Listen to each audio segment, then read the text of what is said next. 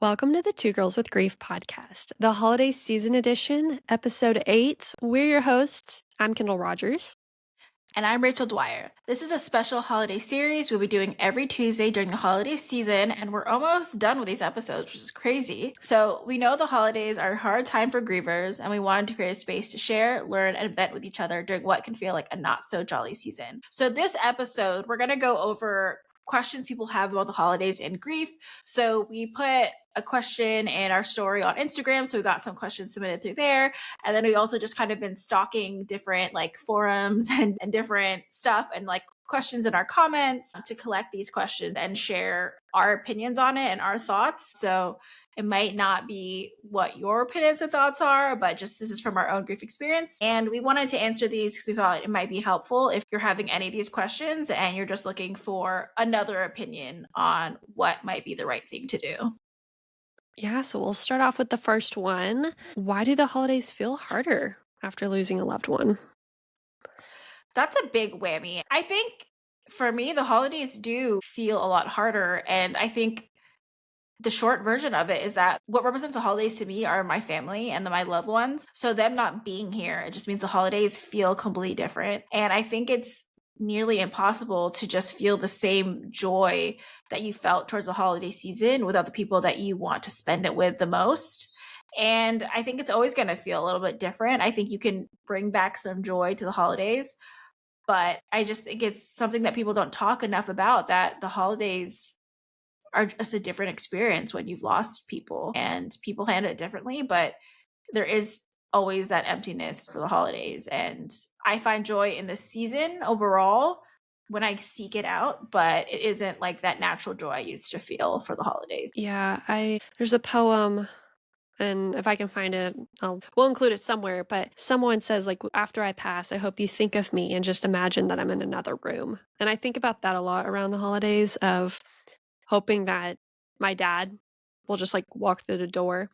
And I, even if it's just like to deliriously keep me falsely optimistic about the holidays, I just think that he's in another room and he'll return again. And if that's what you have to just believe to get you through the holidays, then sometimes that helps. So don't let anyone make you feel like it's not a big deal, because it is, and it changes how you feel about the holidays. So the next question is should you feel guilty for celebrating the holidays without them and feeling any joy during the holidays?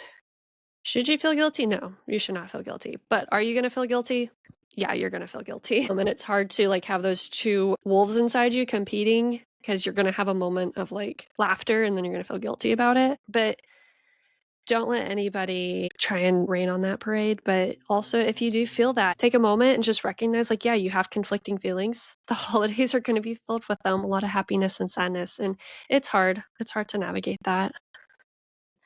It's funny because I always see people say that they feel guilty for feeling any joy, for moving on with their life in any way. And I've never felt guilty for that. I think it could be because I've experienced so much loss and I've experienced so many sad times, and I still cry pretty frequently. Like, I am so grateful for the joyful days, the happy days, the days that feel way more happiness than sadness, that I never feel guilty for celebrating my life that I get to live. I spent so much time focusing on celebrating them, even in their death, of like all their birthdays, their death anniversaries, all these different things before my own life. And it took me a while to be like, no, I am the one that's still here, and I need to prioritize like my life and my happiness, because they would want that for me, and they wouldn't want me just to spend so much time thinking about their death. So I've never been that person that felt that for whatever reason, but I know that's a very common thing. But I don't think you should feel guilty, because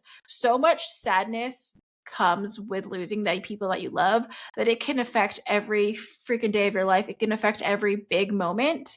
That if you're feeling like that pure, unadulterated, like joy, happiness, please celebrate that. Like, feel that and celebrate that you can still feel that, and that you get those moments, because hey, we don't know how much time we have on this earth. So whatever you could enjoy, like, go enjoy it is my thought.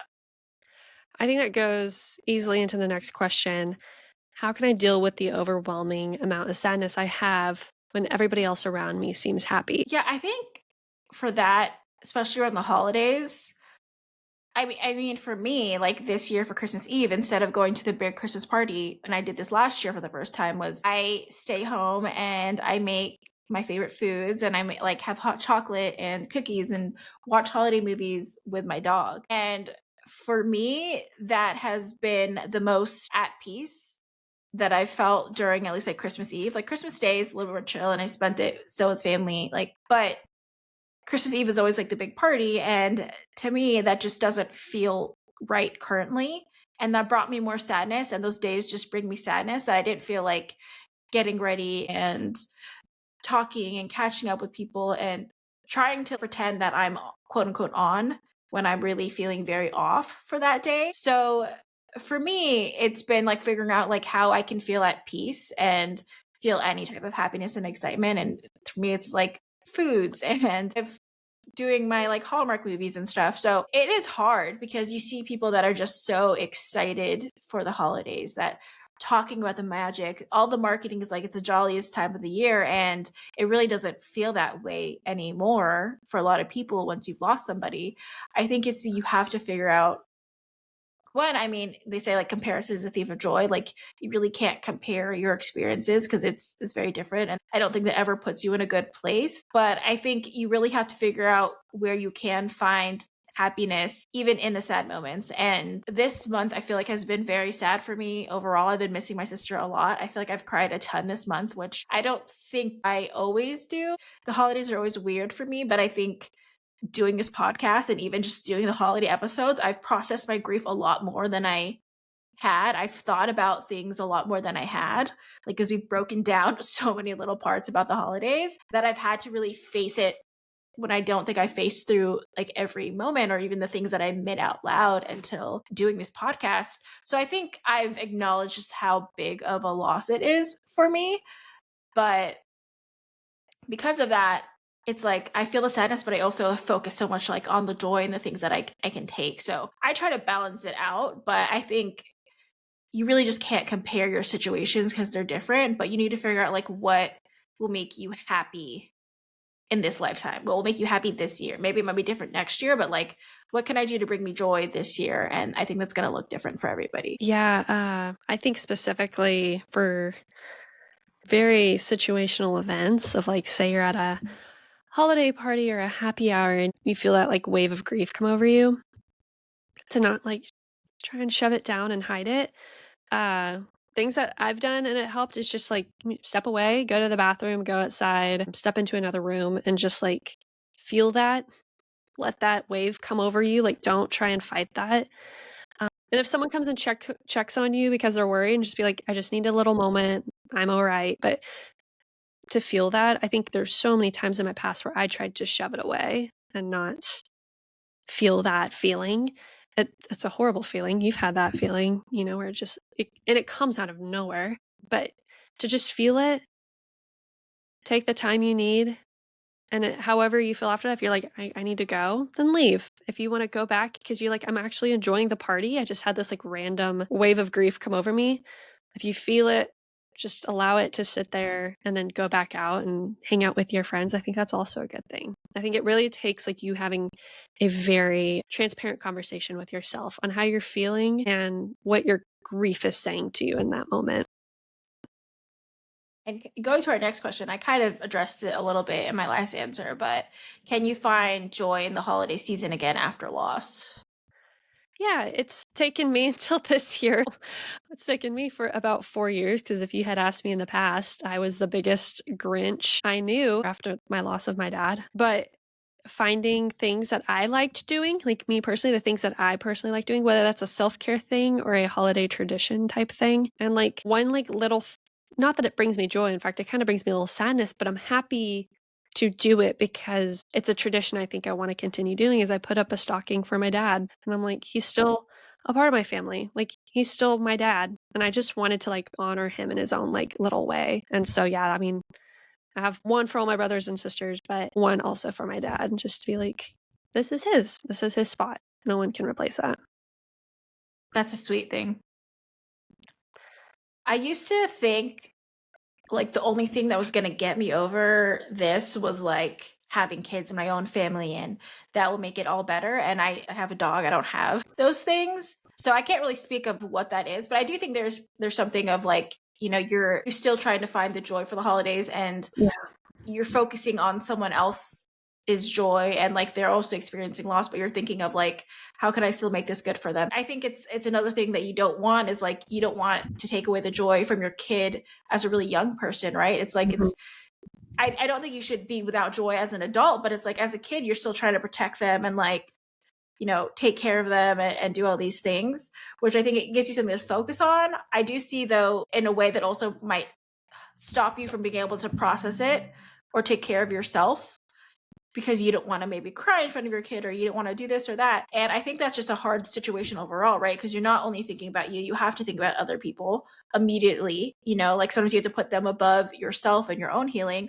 I can imagine that being actually a really hard experience, but it might also be able to channel it in different ways. But I think, one, not everyone wants kids, not everyone wants husbands or wives or whatever. Like not everyone wants that. I don't think that should be like the fix all, right? Like I'm going to start my own family and it's going to replace missing my family. I think it's like trying to find a cure to something that's incurable, like you're like, what will make this better? And it took me a while to realize like that's not going to be a solution that's going to fix it.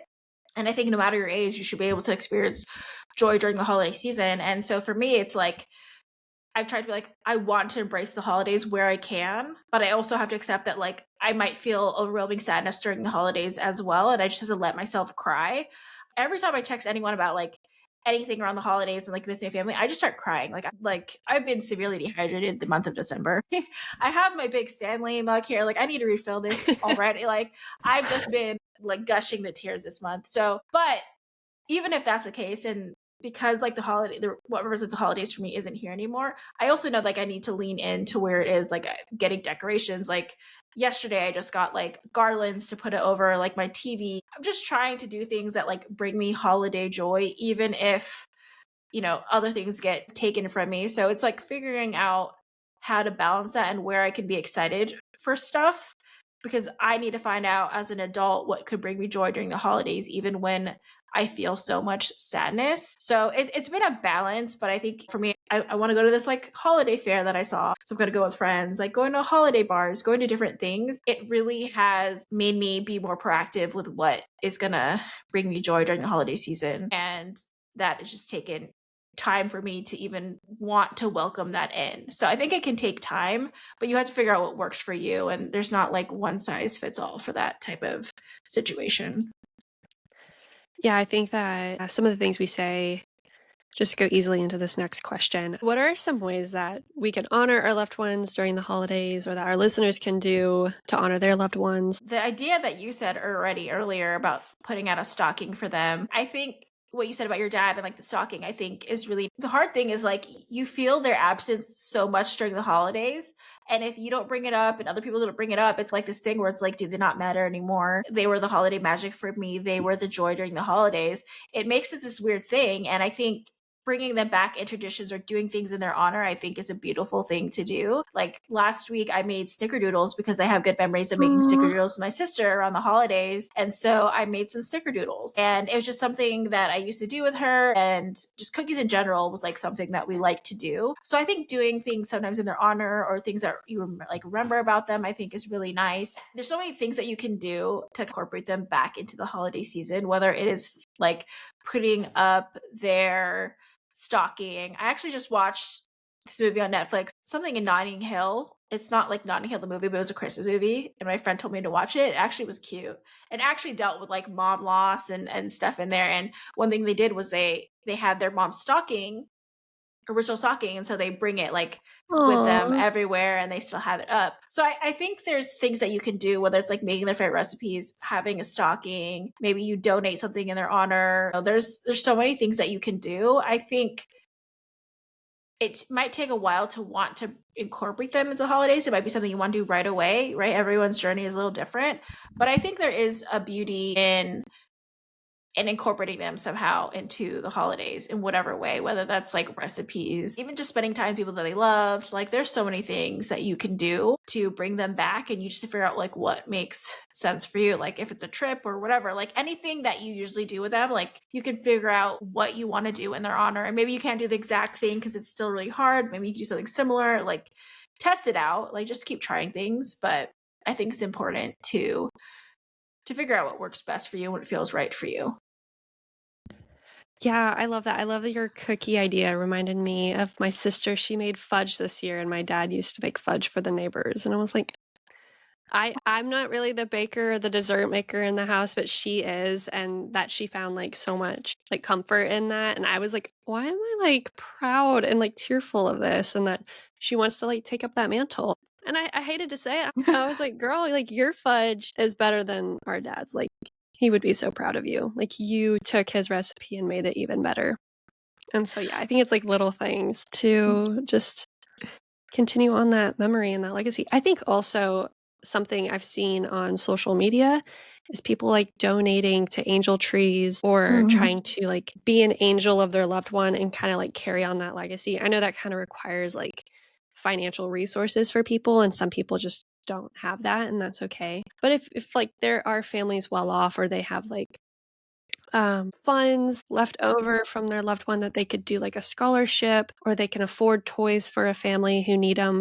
I think like that's such a beautiful way to carry on a legacy of a loved one. So this kind of also, I feel like we're kind of blending in all of these questions a little bit, but how do you handle holiday traditions that remind them of the person that you've lost? And I think we kind of mentioned it a little bit already, but you have to take it at your own pace because it might be something that you can't do right away. It might be something you were like, I need to do this right away in their honor.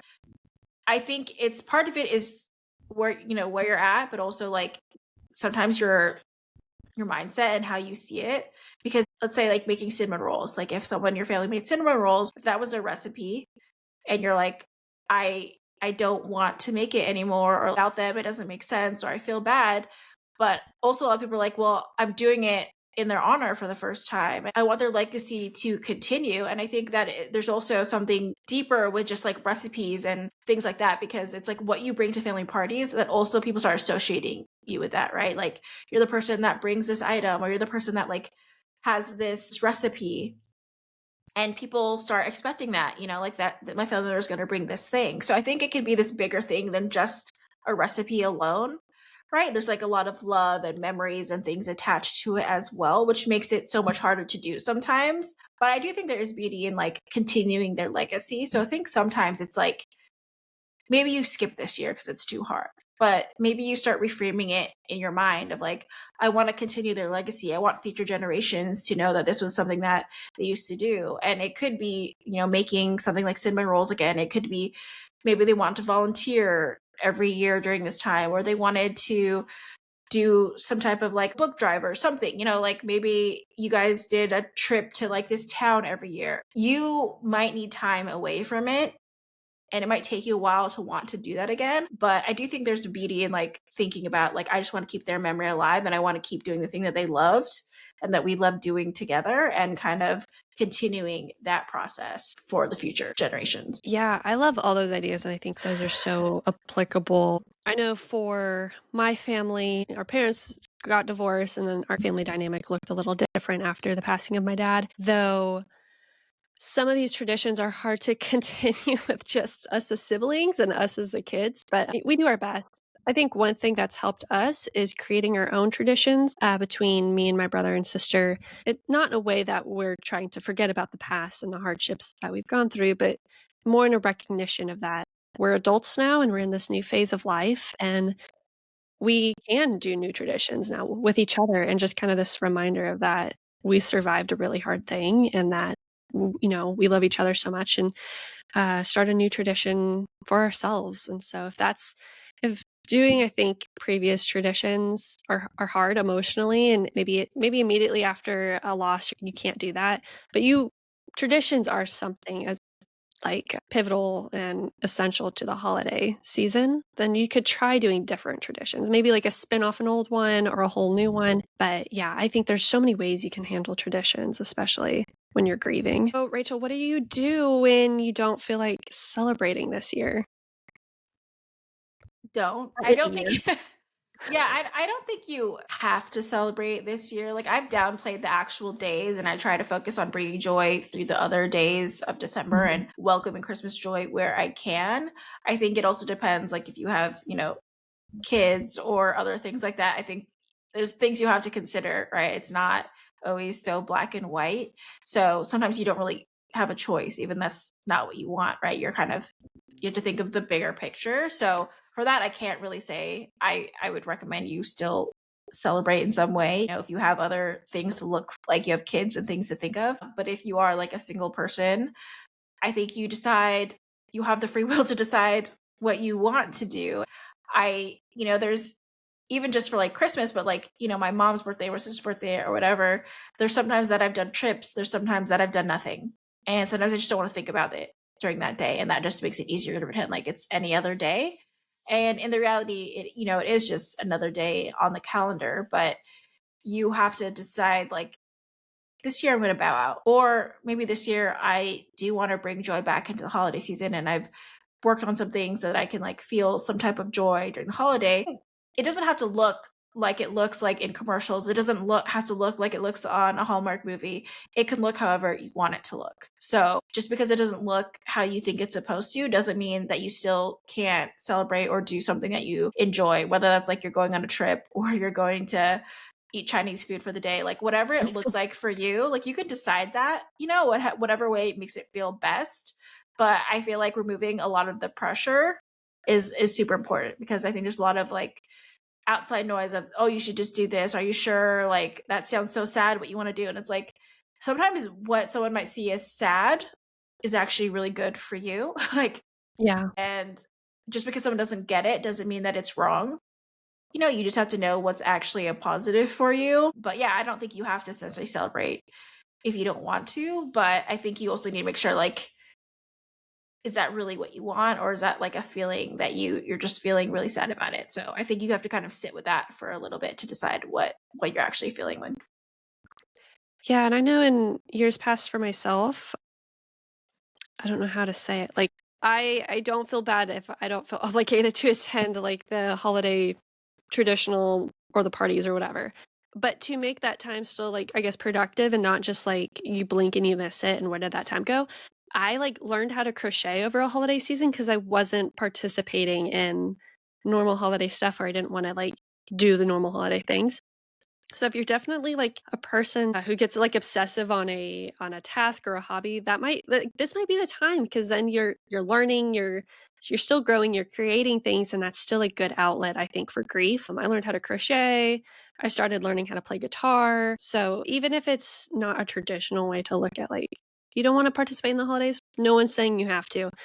Maybe another way to funnel all that energy or that all the things happening in your life right now is to just like put that into a hobby and have that consume your time for the time being until the holidays are over. Yeah. Another thing that comes up is like, how do you handle when people bring up your loved one and bring it up during the holidays? Yeah, that's a hard one. I've had two different stances on this, and I'll say they're both okay. You can use both of them. After the passing of my dad initially in that mourning period, people would ask, how's your dad? They might not know he had died, and I don't want to spring it on them, or more than likely, I was not in an emotional state to handle the emotions I was about to feel to tell them the truth that he might have not been there.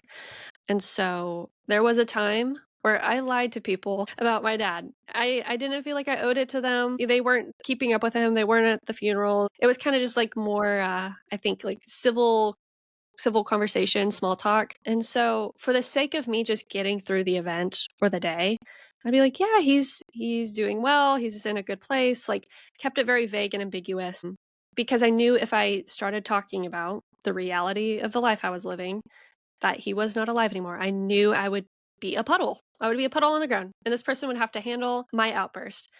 I did not know how to handle that situation at the time when I first started grieving. Now, with a few years in retrospect, I can talk about it more easily and know how to respond. Because of course, they're always gonna say, like, "Oh my gosh, I'm so sorry." And I can now say, "Well, thank you, I appreciate, like, your kind words." Um, I I do not blame, though, people who tell people, like, "Oh, my dad's dead," or "So and so's dead, and they're not here anymore," and they get really emotional. That's your every right. You are 100% allowed to do that. That is a very personal loss, and it's honest. You're being honest about the situation. I did not wanna be honest about it. I wanted to keep that loss to myself because I didn't feel like I owed the whole world about a justification around my dad. As a few years have gone by, I look back and I reflect. I'm like, I'm stronger now to talk about it. I do feel like there's a lot of people that care about my dad and to know what happened with him, they appreciate knowing the truth around it. And so those are very two different situations on how to handle that. I think both are fine. Both are ways to handle that question for wherever you are in your grief. I do not judge you for how you handle that question. It's always one that comes up. Rachel, you get this question all the time. Like, it's one you can't avoid. It's one you're going to have to answer for the rest of your life. The answer, I think, can change with you and where you are in your grief. Sometimes the answer is hard. My For listeners to know, like, my dad passed away because of medical issues. I think if somebody you loved had died because of a very, like, brutal or tragic or gruesome circumstance, you may not want to bring that up. You may not wanna say how that situation, because inevitably that question's gonna come next. So I think it's really on how comfortable you are with your grief and then with the situation, and the person who's asking. I think that's also a lot of context too on whether you think they care about your lost loved one or not. If you don't think they do, you don't owe them an answer. But if you think, like, they genuinely had a vested interest in your loved one, then maybe they do deserve an answer, so you kinda just have to play it by ear sometimes. Yeah. When I saw this question, my mind went to like immediately to a different direction of like if people ask you at like a holiday party or something. And Mm, it's a hard thing because there's a balance of you not wanting to be at family parties or any of these like celebrations and it to be like this elephant in the room that like no one's yeah, talking about. But at the same time, on the actual day, it might be more sensitive. You might be feeling more sad. So do you feel comfortable crying in that space potentially? And I think it's a very personal thing. And sometimes you don't yeah, know if it's going to make you cry or not. I feel like those days can feel extra hard because you're feeling it extra. And I think you have to learn to just say like I'm okay if you don't want to have that conversation because sometimes that mhm, just really shuts it up like oh I'm okay thanks for asking yeah, or you can actually be be open with whatever you're feeling. Also the other hard part is like a lot of people have experienced it where they say how they're actually feeling and then people are just like or like they don't respond to like how you're actually feeling because they don't know what to say but so they don't really say anything and that's also a hard thing. So when people ask about a loved one during the holidays you really just have to decide what you're willing to be open with. It could just be like yeah. you're just trying to shut it down. So you just give the short answer or you just tell them like it's a really hard day for me, and it's a hard time. And I've just been more open about like it just makes me sadder. So I won't like I want to see you while you're here, but I don't want to spend that day at a party. And people were like, "Oh, I get it. Like I understand." And I wasn't saying that before, right? Before I was just like, "I'm not gonna go," and people were like, "Oh, something wrong. They're worried. Like so sad." And I'm like, "No, that makes me sad to go." Actually feel very at peace with my day. Maybe I'll still cry, but like I feel more at peace with that decision. So I think it's you kind of just have to be clear about your boundaries and decide what your boundaries are. And yeah, you might how open you're willing to cry at a family party or friend party or whatever you are during that time. There's always this inevitable question for every griever, and every griever who's listening, they know what these comments are. But how do you handle the well-meaninged, but maybe insensitive comments from other people when they talk about your loved one? I think I used to be more sensitive about it and also more held my tongue because I feel like my dad or my mom would want me to take the high road. Yeah. And I just don't have that anymore. And for better or for worse, like there's no one stopping me from saying what I want to say. So because of that, I feel very free to say whatever I want and not feel like, "Oh, I need to hold it in." So now I would just say whatever the hell's on my mind.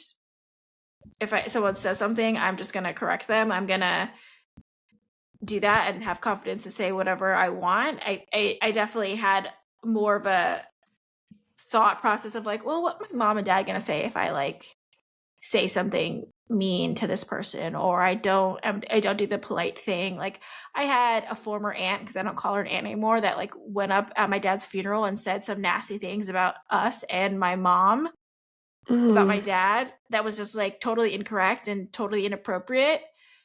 And so now I don't talk to her. I avoid her, and I have no problem saying stuff to her face, but everyone basically knows that and, like, keeps her away from me. But, like, I have no problem saying anything to her if she so tries, and sometimes just ignore. Like, I had another family member who I also don't consider family anymore that told me that my sister got lupus because she was anorexic.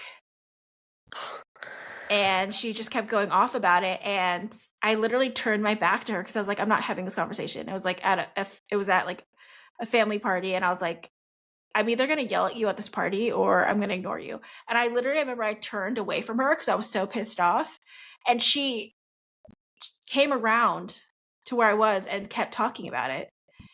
And then she was mad because I was ignoring her and just walked away. And she was upset with that. But like there was no reason to say that. And I was so pissed off because at the time my sister was having a lupus flare up and I didn't want to leave her, but I came to that freaking party because it was a baby shower. So I left her when I didn't want to. And she's saying that about my sister, which is not how you get lupus. And my sister wasn't also anorexic. And it just was a thing So where it it's like, wasn't accurate, like, she's just going around spreading lies? yeah, well, I mean, you don't get lupus that way, but she's just, Right, I was about to ask, like, yeah, is that's not a no. scientific thing. No. I don't think they really know what causes lupus, but one, she wasn't anorexic, so even if that they find a reason that like, happens, that's also not what she was. Ugh, So, she just was, like, chubby as a teenager and lost weight as, like, an adult, and because she was actually, like, a healthier weight and no longer, like, a chubby kid. Yeah, and she's reached out to me since, it's like, "I'm thinking of you." I didn't reply because 'cause I'm like, you don't realize how fucked up that was, and had it not been at a baby shower, if you said that to right. me now, I will go off on you. Yeah, I don't have a filter on that, and I'm not someone that's, like, volatile or anything, but, yeah, I mean, if people say things that are insensitive or wrong, I will correct you, and that's just I think that's how it should be anyway, and in the Filipino culture, people do shit like that, and they say shit like that to you. It's just the culture, more so like family actually in the Philippines than family here. But yeah, I mean, they'll say to your face like, "You gained weight," or "Oh, you used to do this and that." And it's one of those things where like I would never say anything because of my parents, but now if someone said it, I'd be like, "Don't talk about that. yeah. That's inappropriate. There's no reason to be talking about that." And yeah, so I think now basically is I would just tell them to their face like that's not okay or that's not cool or worse, but depends on what they say. Like the person saying my sister got lupus, like basically asked for lupus. Like I hope she felt like shit at my sister's funeral. Like I hope she Yeah. felt like literal shit. And I mean that with my whole chest. I mean that with every fiber of my being that I hope she felt like literal shit.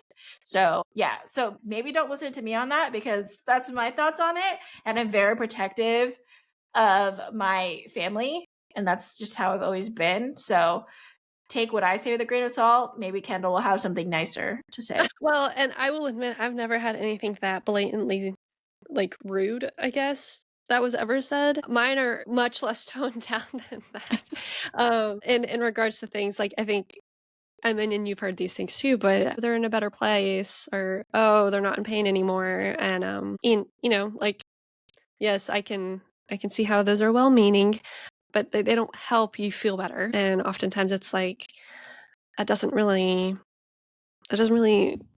add anything. It's just like they're saying it to make themselves feel better. And I had to come to that realization of like they're not saying that for my benefit, they're saying it for their benefit. And I just had you hear it so much from so many different people. Eventually it's like they don't know what else to say. We're not a culture really taught how to talk about death, how to deal with death, how to react and support each other in these situations. And so I had with the comments I've heard for myself. But yeah, in those situations, like there is one person in my life who decided at Christmas it was a great time for them to talk mad shit about my dad, a man who had is buried in the ground, and I would find that inexcusable. I'd be like, "You think Christmas is a good time to rag on somebody? You think that the season of love and kindness and giving is the time to hate on other people?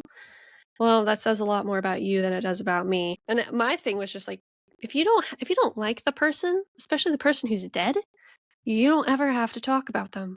Keep their name out of your mouth, like, leave it alone. Like, they're dead. They can't do anything to you anymore, like, you have no reason to act like they're still coming after you. So, I mean, that was one situation, and it wasn't even directly to me, but I had heard about somebody saying that about my dad, and I was like, "You know what? That's on them. That says more about their hateful heart than it does about my dad's very kind and giving one." So, I'll be but yeah. honest that my brain didn't register the well-meaning but insensitive comments. My brain just went to insensitive, and I think I do actually have a different answer for, like, well-meaning and Okay, yeah. insensitive, but also I think sometimes those things to them But there might be are just well-meaning. insensitive comments made, and Yeah, those are hard to and deal with. so that's my answer for that. For well-meaning, I think it's a little different because if they are actually coming from a good place, it doesn't always come out that way. Like, I think I said, like, recently someone told me, like, "Oh, God knew that you could handle losing your parents and your sister. So, like, he only does that to people that can survive that." And I get from a very religious standpoint that that might be something that another super religious person likes to hear. Mhm. And that might give them solace, that might give them those feels. For me, that's someone's that like believes in something like Yeah, one, you don't even know my religion, right? Like you don't know what I right. believe in. So to go off the bat and say that, I think you want to know who you're giving that to, right? Because that's a very bold statement. Yeah. And you might believe that with your whole chest, but like, what if I'm Buddhist? Like you don't know what I am. Like I could be anything. So as someone that's like religious, but also I feel like I'm more spiritual in a way, like I believe in like being a good person and doing good in this world. But for me, that was like, I don't really like that. I don't want to think that like he chose me to like do this shit too. I don't like thinking Yeah, that. it's a weird, like, justification for pain Yeah. and suffering that's Yeah. no And reason to justify.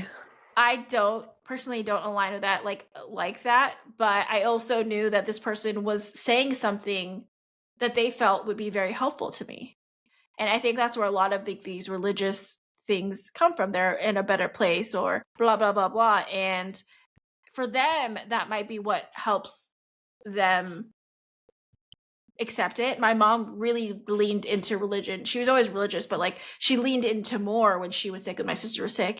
So those things I think helped her feel a little better because of leaning into that.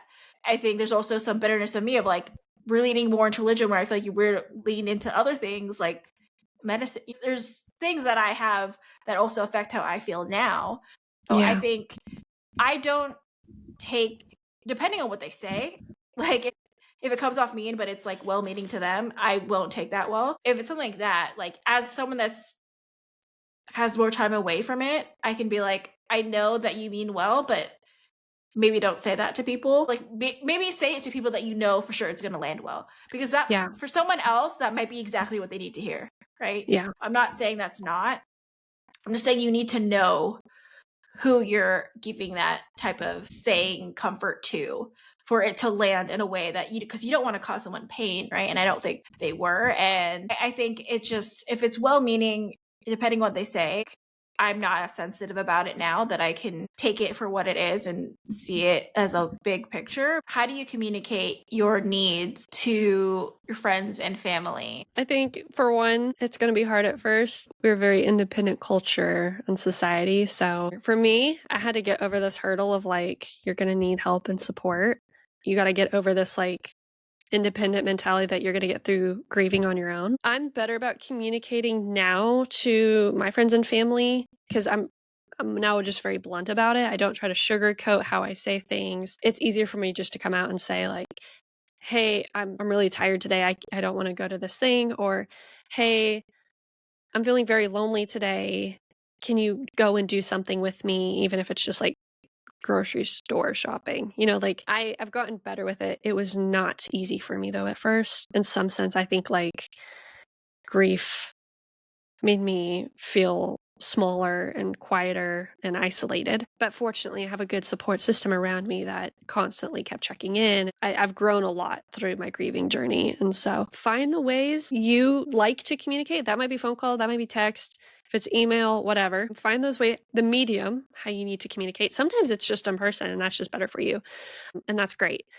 I'm also like a verbal processor. If you haven't noticed why we like are on a podcast, I'm verbally processing a lot of my grief as we talk about it. But like even just communicating that, like right then and there, being like, I couldn't process a lot of things of my grief until we started this podcast, and I could bounce things off of you and get new perspectives. That is a part of it. It's like I needed to figure out that way to communicate that. I think also you and I have mentioned in this podcast, but also in the past ones, like even if it's awkward, lean into it. If you need support, if you need help, don't feel awkward about it. It's going to feel awkward, but just lean into it. It's going to be better on the other side. It's better to communicate it awkwardly than not communicate it at all and try to keep things like perfect and pretty, if that makes sense. Yeah. When it was more recent, one, it's like a new experience, right? And then I kept losing Right. people. And so it's a lot of emotions. And it's like when you don't know, like, quote unquote, how you're supposed to feel, you don't know how you're supposed to handle it. There's not like a blueprint. And even if there was, that might not work for you, right? Like what works for you might not work for me, and vice versa, and for everyone else.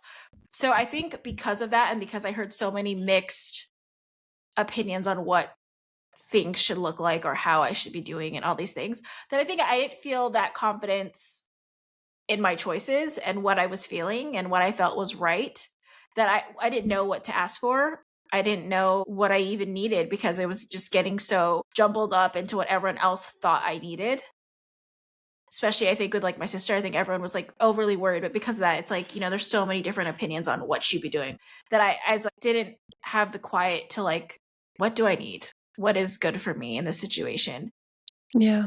What steps do I need to take? So I don't think I felt very bold in doing that. Even last year when I didn't go to the Christmas party, and that was, I think, the first year that I did that, besides if I was like out of town, and I didn't publicly like really address that. No, I just like didn't. And I think I told like my cousin, but I think they even told my other cousin like, oh, she's not going. I didn't like publicly say it. And I think it's like just this year, like I can just be honest, like it makes me more sad to go. And I want people to know that it's not the sad thing that I'm doing. It's like the thing that's making me happier by making Yeah. this choice and feeling comfortable. But I think if we're gonna do an episode on this in the new year too, is like grief could really take away your confidence in so many ways because it tears you down. And so it's hard in so many ways to feel confident in just what you're feeling and your thoughts. So I think you really just need to say the thing and stand on it and Mhm. know it. But I think it takes a while to actually know what you want and what you need and kind of silence whatever other thoughts are going on for people that think that you might need something. Yeah, I completely agree with you, Rachel. The next one, I think we kind of touched on this a little bit already, but how are you managing holiday gatherings when you feel emotionally fragile? I don't go. For me, it is deciding what I feel is right. So like I said this year, I for Christmas Eve, instead of going to the big party, I'm gonna make my food and stay home and do the things that make me feel happy and at peace for the day because I don't feel like talking as much and doing the thing. It's not even just like the day, it's like doing the thing that we used to do just without them. That doesn't feel right. Yeah. That part I don't like. That part I don't want to repeat currently. And like I said, it could change. But that part I don't want to do. And I felt that for so many years, but I just didn't feel like I could say it, and it was a hard thing walking around feeling like I really don't want to be here. And then realizing, so don't. Like if you don't want to, don't. And so I still am gonna spend I'm still gonna spend holiday time with family, just doing different things, not doing the things that I normally did. So I think you have to decide if it's something that will be good for you to be around family. And maybe it's like, I'm just going to be here, but you know what? I'm going to be watching Christmas movies and not really talking. And, you can be present without being really present. You can decide what works for you. But I think it is a hard time. It really is. There's no solution for that. You need to figure out what works best for you and then just stand on it. So that's what I'm doing. But it's taken me a long time to even feel that at all. Yeah, I kind of have this I kind of dropped some of these steps throughout already, but I think like here's my patent pending three-prong approach. You're at the holiday thing already. You're there. And like the grief is happening. It is hitting. I think one, just like communicating to the host, because the host worries. The host is doing a lot of things at once and they want to make sure everybody's happy. And to see somebody sad, even they're gonna assume it's their fault, even if it's not. I think just saying like, "Hey, I'm emotional. It's not anything anybody did. I'm just really emotional about my whoever, the loss." 99% of the time, they're gonna be very understanding of that, and they're gonna be like, "Oh my gosh, of course." I think if you need to step aside, step into like a quiet room or go outside and just like have that moment to let that grief hit you. If you need to have a full-on cry session, that's a good time to do it. I think, like, I used to be very embarrassed to cry even in front of my own family. I've gotten cry all the time now in front of my family, but if you're embarrassed by crying, step aside, let it happen, just feel it, clean yourself back up, decide if you want to go back into the party or if you want to just leave and tell the host like, "Hey, thank you, this was lovely, but I can't handle this actually, and I'm learning this right now." I also think like specifically like family dinners are really hard for me when especially like Thanksgiving and everyone's like, "I'm so thankful and I'm so grateful and everything is so like beautiful and nice." It's when I get that pang and you're in the middle of a family dinner, like, what are you to do, right?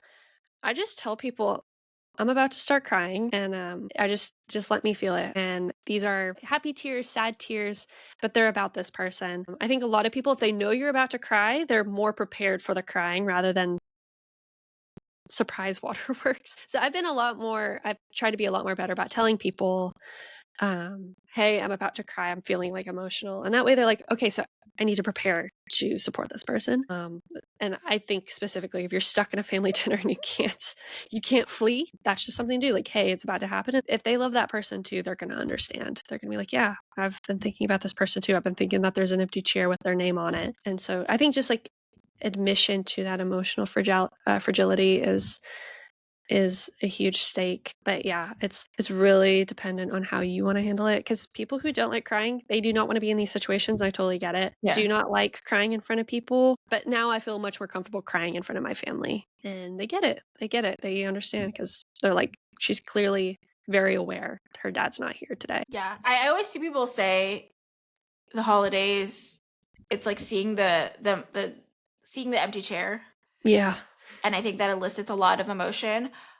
I've mentioned, I think in the last few episodes, I have a really big family overall. So our family parties were always big. So it wasn't really like sitting down, eating around a table where you're like, oh, I notice they're not at this table. So I don't really have that thought in my head because they'd be big parties. And so it's like everyone's just sitting in random places. We're sitting on the ground, we're sitting on the couch, you're sitting around the living room, the dining, like everyone just scattered and you're just kind of sitting and eating wherever you can in the most comfortable spot when it's a big party. So I don't have that imagery. And, I don't know in the future if that might change. I feel like the family parties are a lot smaller. I definitely think the generation before were way better at getting us all together and we would have these huge parties. Mhm. And now we don't have them as often or really ever as much. Like they're smaller. Like they're probably bigger than a lot of people have for other parties, just because we're a big overall group. But yeah, I don't have that association to events because it's like I just have like we're sitting in a corner. Wherever you can get space is where you sit. The next question that we have here is, which I already mentioned, I already had my answer, but do you think it's okay to skip different holiday events? And for me, that's yes. But Kendall, you go. Yeah, yeah, 100%. You can skip events. You are not obligated to go to anything you don't want to. I think sometimes, like, you don't have to give anybody an answer to on why you don't want to go, but I find people are very understanding if you do, like, say, "Hey, this is a very griefy day for me. I'm feeling very emotional about my loss." And they're like, "Oh, yeah." Like, any kind person is gonna be like, "Of course, yeah, that makes sense." Only, like, weird people are like, "I can't believe you're not gonna go to this thing because of your Yeah. grief."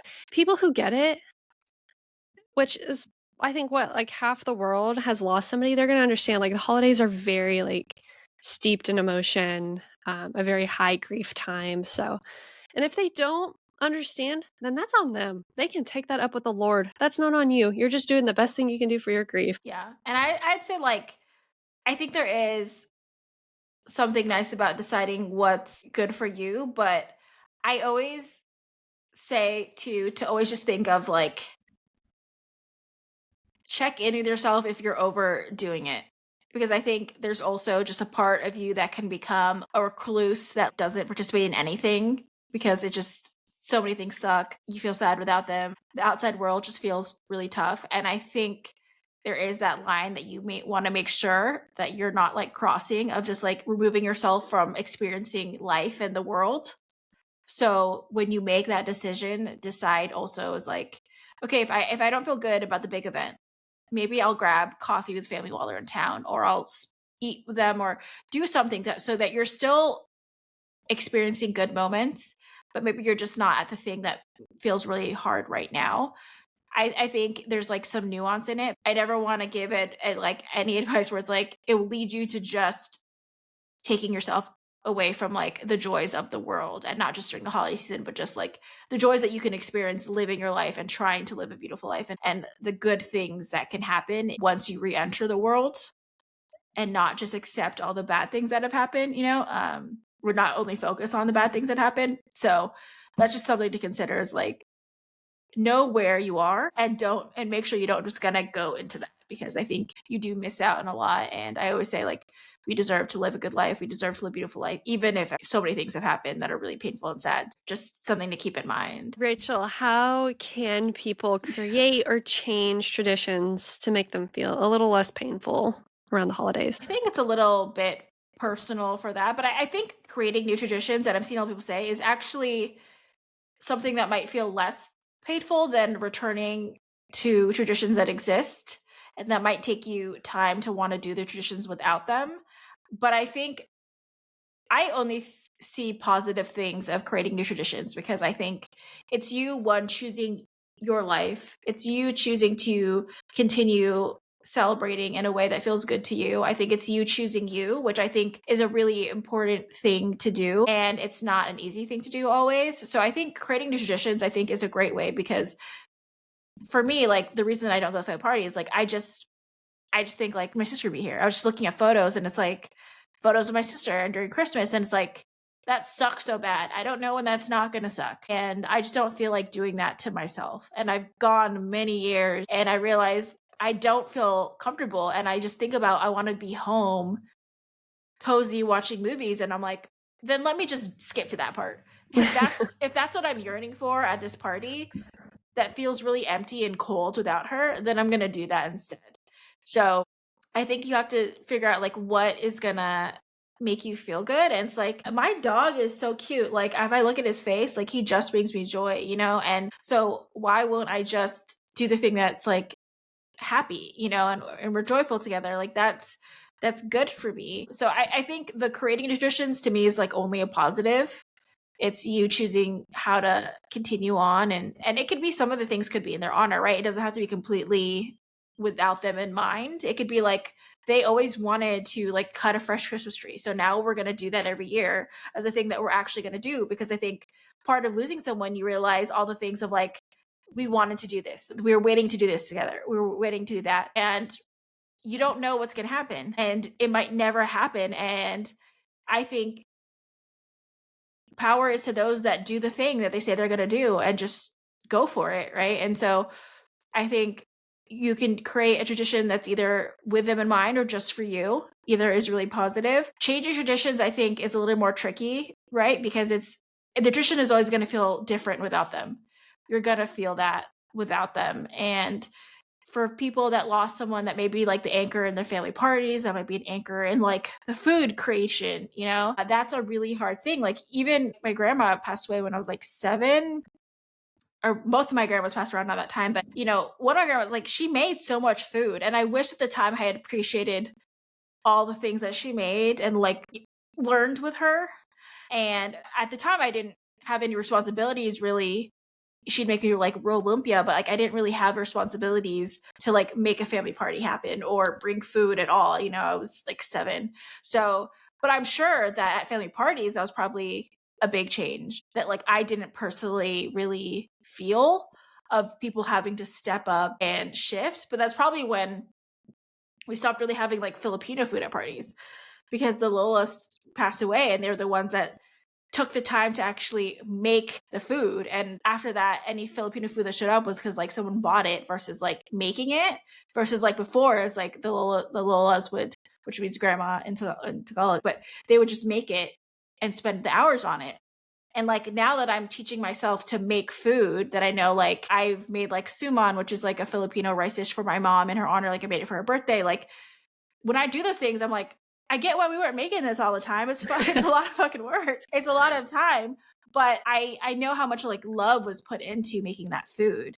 And so I do that for holidays. I like put in the work to make this food because I know how much love goes into it and how much tradition goes into it. But yeah, changing traditions is a little bit personal, might take a more reflection and time to figure out, because it's like, how do you do it without them? And even just taking on, like, am I going to make, like you said, your sister makes fudge better than your dad, you know? And it's like, I'm sure it's a little bittersweet. Like it's something your dad did, but you're doing it better. And there's also like a sweet thing, you know, like it's cute that she's doing it and she has skill to surpass what your dad was doing.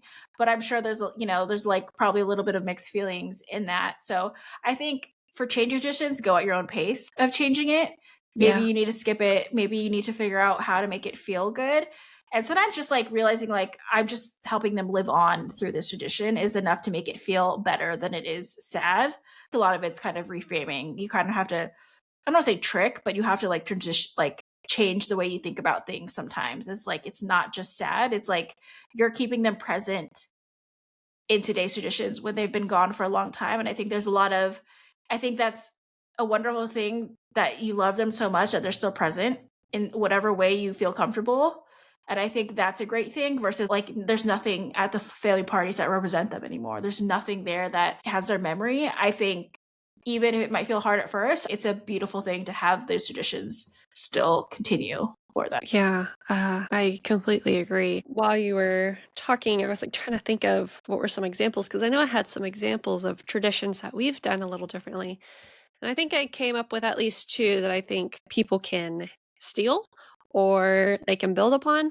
That this is kind of like how our family has taken a directive to build upon or create our own traditions. I think I mentioned a while back in a holiday episode that a new tradition that we had done in the past was instead of like a Thanksgiving feast, because my brother and sister would be going to a lot of feast if they were expected to come to my house too and then also eat. And so my sister recommended, why don't we all like make our own variations of different holiday cocktails? And so there was like 4 of us. We all had different recipes we brought and we all tried each other's cocktails for Thanksgiving. Like it was in the evening, so it was kind of like it felt a little more chic. It felt like we were grown-ups. Like it felt like something we never got to do because when we were younger, underneath our parents' house, like we weren't able to drink. And so this just felt like something completely new that we got to do. And it was still very festive. And then for a change in tradition, this week or this Thanksgiving throughout the week just conveniently overlapped with International Chess Week. And I've been wanting to learn how to play chess. My brother knows how to play chess. And so all week long, because we both had off of school and work, we played chess every day, partly so I could learn, but he had someone to play with, and we watched The Queen's Gambit. I was keeping up with different chess players while they were playing chess. And this was a new thing for me, but my brother would mention multiple times, like, oh, this was a move dad made, or this was a move, this is how dad won against a chess game against me. And for him, I never realized that his connection with chess was a connection with our dad. Because I never played chess with my dad, and I had no clue that my brother had this connection relationship with him. And so, you know, I had asked him, like, is this something you would want to do every year? Because I think International Chess Week just overlaps with the week of Thanksgiving. And he was like, yeah, this has been so much fun. We got excited. I didn't know Chess Week was happening over Thanksgiving. So I was like, next year I know. I'll plan a charcuterie board that's going to look like a chessboard. Like, it'll be so much fun. I was like, let's make this exciting rather than thinking like, oh, how sad it is that our dad's not at Thanksgiving dinner. Like, why not take a whole different spin on it? We'll spend a week celebrating chess and my brother's relationship with my dad playing chess, and we'll just try different things every year, and that, like, has some anticipation, like, it doesn't have this holiday connotation to it. It was just, like, fun. I'm still waiting to win a game. I'm still trying to practice, but it was just something that my brother and I got to spend a lot of time doing, and he had a great time, and, so yeah, that was, like, something we were able to, like, kinda twist and make it our own. As we're closing out, we have the last few questions. So this one's kind of about how do you know when to get help during the holidays?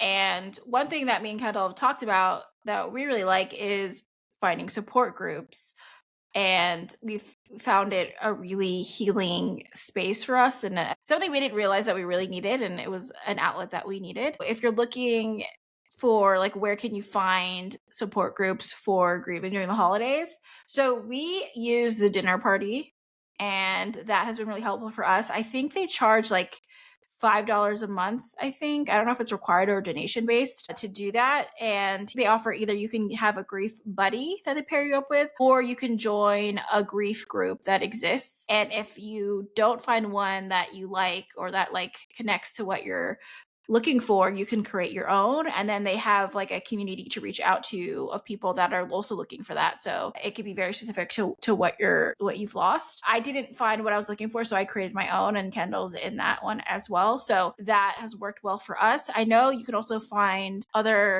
a lot of hospitals or hospice, I don't know if they're called hospitals, but organizations, they also, a lot of them offer like virtual support groups or in-person support groups. So that's something to think about and consider for resources. I would just Google. Now there's like more apps popping up, some podcasts have support groups. We have a Facebook group, which I don't really call like a support group, but it's a Facebook group that you can join that will have linked in the show notes.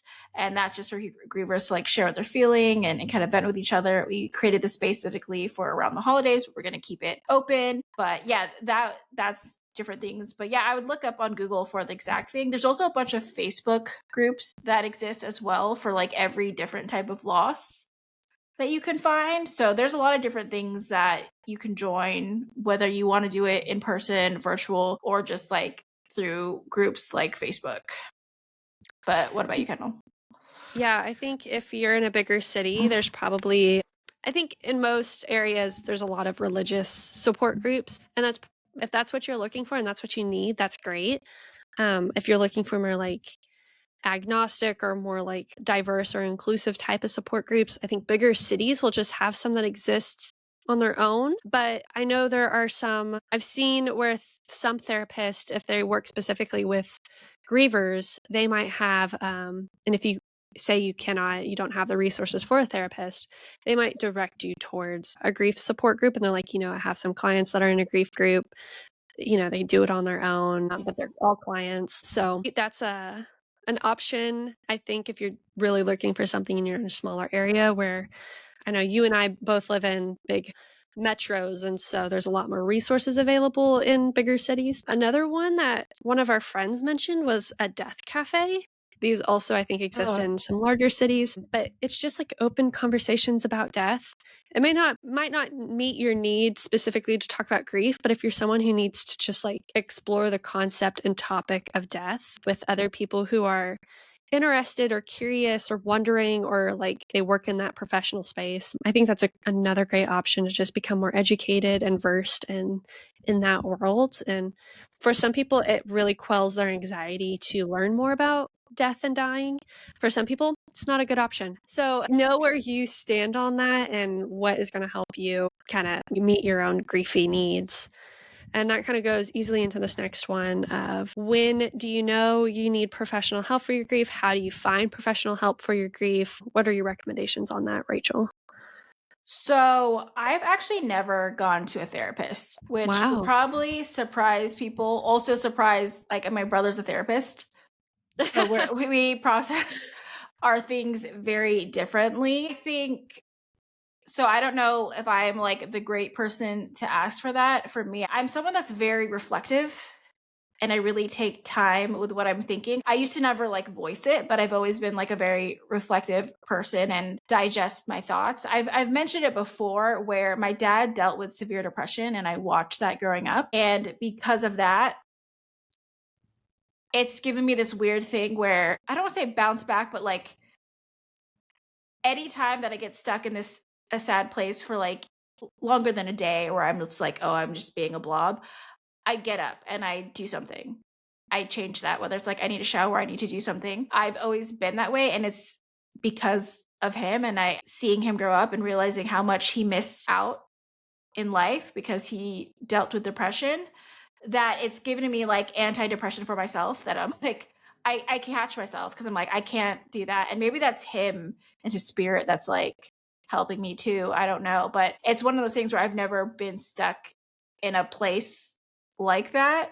Like I obviously I feel sad, I cry, but like I've also been able to acknowledge like when I feel like this is too much or when I felt like this is like I need to change this, like I need to figure it out on my own. And it's a weird thing where I'm sure people are like, "Oh, you should go to therapy." But I think you need to know when you need to go to therapy, and the support group is something that has been good for me. Of just like speaking it out loud is something that I think I needed to do. But like looking back, I don't think I could have gone through what I've gone through in any quicker of a process. And I think I did the best I could. And I don't think anyone would have made that better for me because I don't know how else I could have handled losing my dad, my sister, like a year, less than 2 years later, like a year and a few months. And then my mom got cancer like a year after my sister passed away and like passed away. Like there was no way that I was going to go through all of that with the quickness because that is just a huge loss to me. And when I never was someone that like yeah, after my sister passed away, like for a few days, like I wasn't eating and then I was only eating cookies. Like, yeah, there was things that I wasn't doing that was great, but I feel like I needed to kind of go on that journey to pick myself back up because at the end of the day, no one's going to fix your grief for you or fix your situation for you but yourself. And I needed to do that my own way and figure it out. And no one telling me that I should be doing something different was going to change it because it wasn't just like I had family being like, "Oh, maybe you should do this or that." And like anytime I did something that I didn't feel right with, it just didn't help. So I can't tell you when to go seek it, but I think if you're feeling really sad or feeling to the point of self-harm or anything like that, like definitely go get help. But and like we said in previous episodes, like make a plan for the future. You know, like if you think that you might be at risk of something, like make a plan of resources and stuff for help. But yeah, I think it's just depends on everyone else. But I can't tell you when to seek it for sure because I've never gone. That's just not been my path. I agree with what you say, and so much of it is spurred by our own, like, mental health and taking initiative. I think the first step is, like, if you're in a very bad place, knowing that, like, you're worth help, you're worth seeking help, you're worth helping. Obviously, you need to be the first person to say something to somebody, like, "I need resources," or, "I need to get in touch with somebody," like, the Mhm. agency is on you. I It was me and my sister a couple months after my dad passed when we both realized, like, we're not helping each other because we aren't helping ourselves, and you can't put on your oxygen mask somebody else, you have to put yours on first, so we both Yeah. started therapy, and when I went through the questionnaire, they're like, "Oh, you're very severely depressed." And it was situational. They're like, "Clearly an isolated event has caused your severe depression." And so that's when I was put on SSRIs, and it's been great for me. I was definitely also somebody questionable about antidepressants and using prescriptions. I was someone very like adverse to it. I can sing a different tune. I know there's a lot of people that don't wanna do that, and that's totally your choice, and that is totally fine. Like, you do not need to be prescribed anything if you don't want to be. For myself, it was very eye-opening. It was like in my own experience, it was like it was a gray life I was living, and then all of a sudden, I felt like I was seeing color again. I think, like, a few things that help, I'm like, I myself have used the different not like all of them, but I've used a hotline before where I was just, like, really lonely and sad. Nothing of, like, concern, but I did feel like I feel like I should just talk to somebody right now, I don't have anybody to talk to. So, like, if you are in a very bad place and you're having, like, suicidal thoughts, obviously call, like, the suicide hotline, and we'll have that linked below, but you can also call or text 988. I didn't know you could do that 24/7. So that's pretty easy, 988. There's also, like, specific hotlines for, like, veterans, or if you're a teenage kid, or if you're experiencing, like, domestic abuse. There's a lot of specific hotlines for very situational things. I think in like this case, obviously the suicide crisis hotline. There's another one like specific towards mental health. What's it called? The substance abuse and mental health hotline, the SAMHSA, SAMHSA. So yeah, I think like you just Google like mental health hotline and they'll all just start popping up. And like Rachel said, if you create a plan that helps you get all these organized, like if you need to save them in your phone, if you need to create like a notes list in your phone where you can access it when you really need it. Um, I would also say look at like what is regional in your area because you might have very specific resources located to where you are and for the situation you're in. And so yeah, I go to a therapist. I'm on antidepressants. I've called the hotlines. I've reused this stuff and can say like it's helped me. But no, I'm not gonna say like it's gonna help everybody. But you know, if you need those, they're available. They're there to help people.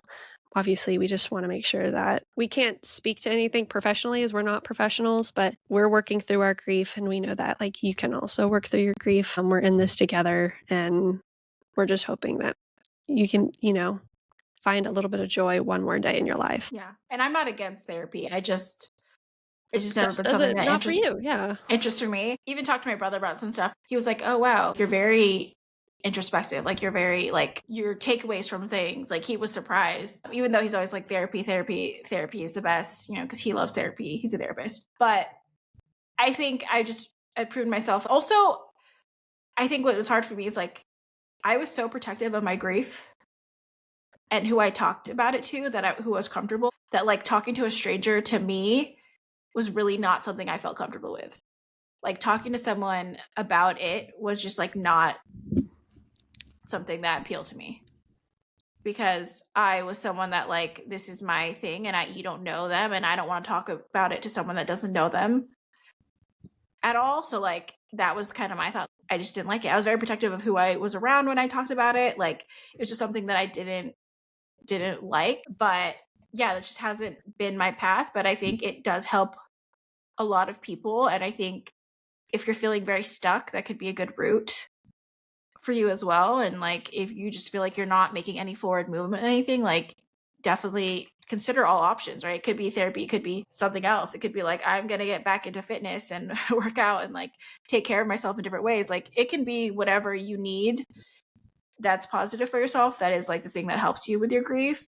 So I'm definitely not anti-grief. It's just like when I considered it, I was just like, it just wasn't what I was feeling. And like I said, my dad somehow I think he gave me like a gift of just like reflection of seeing that and just my childhood that I'm like, I saw what it could do and I just refused to do that.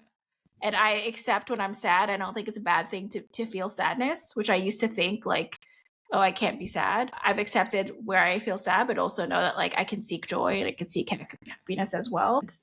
To not let myself be a blob, which is why I don't like the phrase like I rotted today because I'm like, no, I refuse. I'm not rotting. I'm relaxing and rejuvenating. And then I'm getting back to life. Yeah, and I think like there is something to be said. I think culturally, uh, we do have this awareness around mental health collectively in this nation, and yet we're very quick to say like therapy is the solution to that issue.